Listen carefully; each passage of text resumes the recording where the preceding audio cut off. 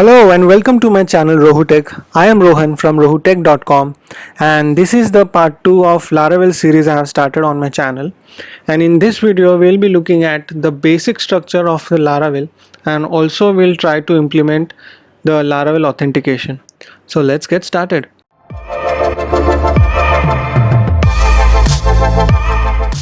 Alright, so here I have added the Laravel learning folder in my VS Code. And here you can see the folder structure. Without going into much deeper, I'll just pick up few of the files which will be responsible for at least creating the basic application in Laravel. So starting with the root files here, there is this composer.json file and composer.log file. So composer.json file is a file which maintains all the versions of the packages we have installed in Laravel, whereas composer.log maintains the exact version along with the commit. So the big string you can see here, these are the commits of that particular package on the packagist repository. In this way, composer.log becomes very much important for a Laravel application because it helps to maintain the stability of the Laravel package by setting the exact version name. And even though multiple developers are working on this Laravel application and they are running any composer commands, they will always be stick to the version which is there in the composer log so that everyone will be using the same version of the packages. If you still have any questions related to composer, please feel free to ask them in the comments.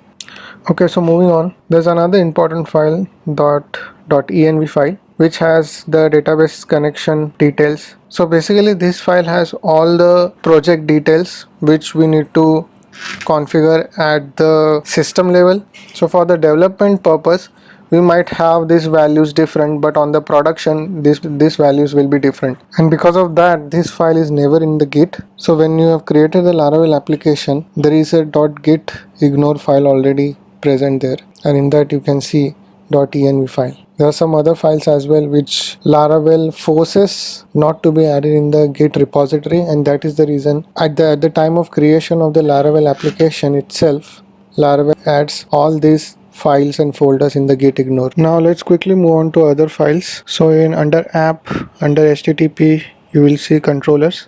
This is where we will be creating controllers. There is a model folder, and in the resources we have views. So basically to create a basic Laravel application, these are the three locations we will be considering for most of the coding. This is where we will be creating the controller, model and the view. And above all this, the most important folder is routes. This is the file responsible to configure any kind of request coming to your application to a controller and its method. So let's check that out. I close all these files, and the very first thing is web.php. I'll open it. How we can interpret this code here? It uses the route facet, and it says on the root, whenever a request comes on the root, it just returns the welcome. And what is this welcome? It is a view file. So when I click on this, it is a welcome.blade and it is a view file. So let's say I'm just returning hello world from here, and let's see what happens. See?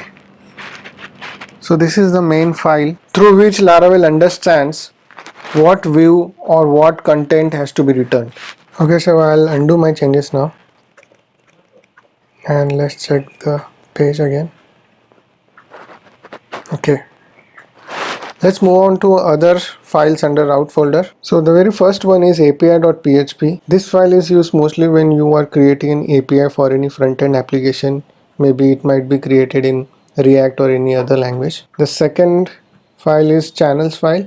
So this file is used when you are creating any broadcast channel where you want to push your notifications or push any chat message to the counterpart. This is where this file is getting used. Third one is console.php.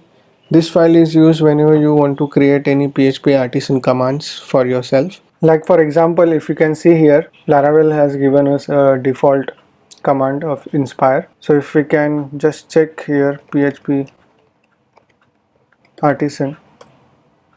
So with this command, it will give you a whole lot of arguments and options which we can supply to the PHP artisan.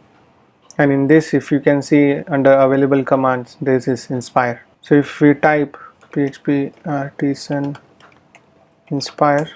So this is how it executes. Likewise, we can create our artisan commands as well. Okay, so let's move on to the authentication part of Laravel, and let's try to create an authentication scaffolding in our project. We have this package we need to install, Laravel UI Composer. But before that, let's add our project to Git repository so that we can keep track of whatever changes we are doing in every video. So I'll add this up.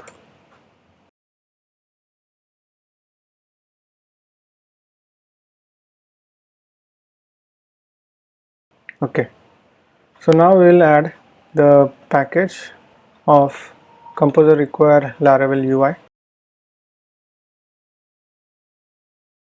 Actually, with Laravel UI, you get a basic starting point to build your application around any front-end technology like Bootstrap, React, or Vue.js.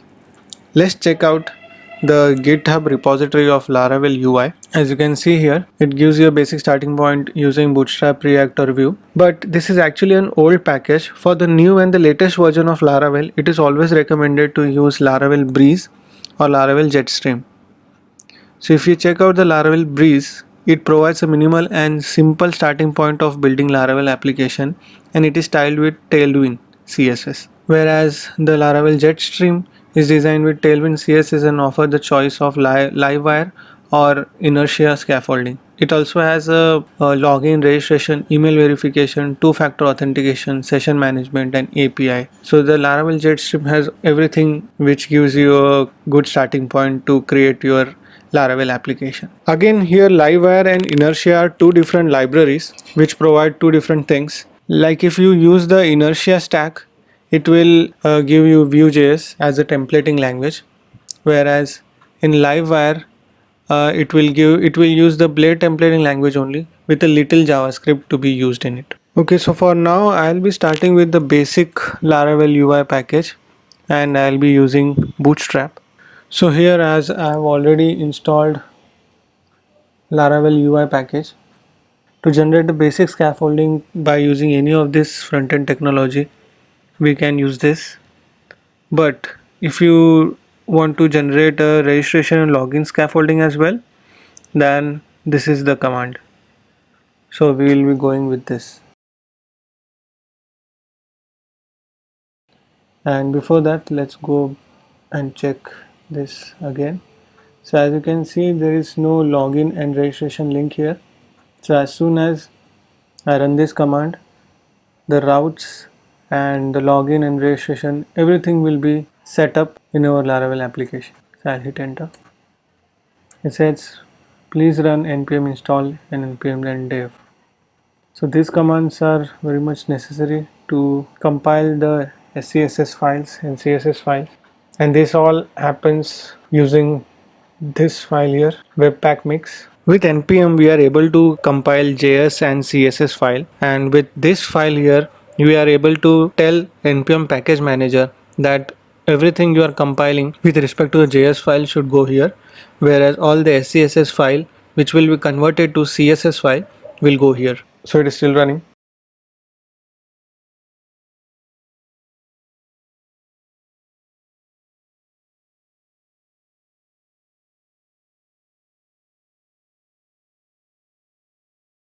So there is some warning and dependencies must be installed, so I'll try to run this command as well. Not sure if you guys will also get this message or not, but just see if that happens, then you can also run that command. But with this warning, our npm compiler was not able to compile our JS and CSS files properly. So let's run npm run dev again.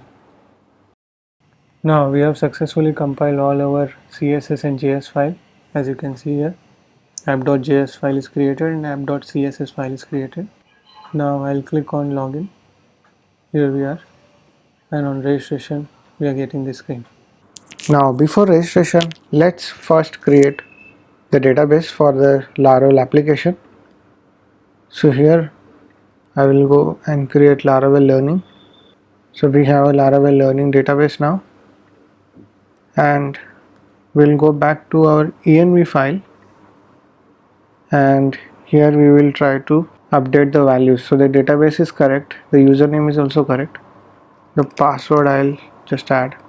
Now that we have added our database connection details, there's one more thing remaining to do, and that is to run the migrations. So for that we'll run php artisan migrate. So these are some of the default tables which Laravel gives us at the time of creating the application, which we just have to run this command and those tables will be created in our database. So let's go back to our database and check if those tables are created, and here we are. Now we can go back to our Laravel application and register a new user.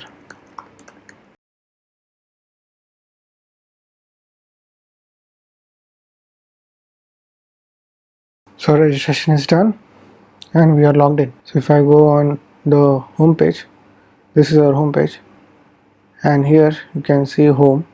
So if I click on this home, this is our dashboard. I'll do logout. This time I'll try to log in, and here is the dashboard.